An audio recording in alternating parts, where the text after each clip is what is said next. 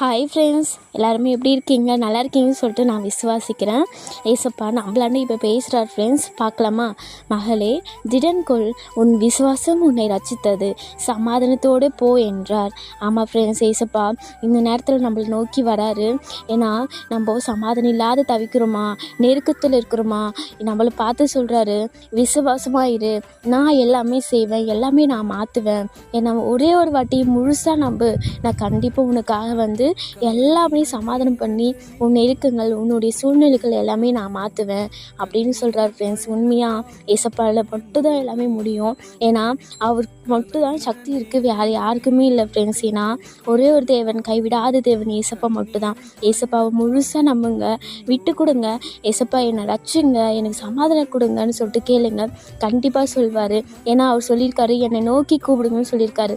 அதே போல் ஏசப்பா நோக்கி நம்ம கேட்கலாம். இந்த வார்த்தை நம்மளுக்கு தான் ஃப்ரெண்ட்ஸ். ஏசப்பா நம்மளாண்ட அந்த அளவுக்கு நம்மளாண்ட பேசுகிறாரு. மகளேன்னு சொல்லிட்டு உரிமையோடு நம்மளாண்ட பேசுகிறார் ஃப்ரெண்ட்ஸ். அந்த மகளேன்னு என்ற உரிமைக்கு நம்ம ஏசப்பாக முக்கியத்துவம் கொடுக்கணும். ஏசப்பா நம்ம முழு வாஞ்சியோடு கேளுங்க. ஏசப்பா கண்டிப்பாக எல்லாமே மாற்றுவார் ஃப்ரெண்ட்ஸ்.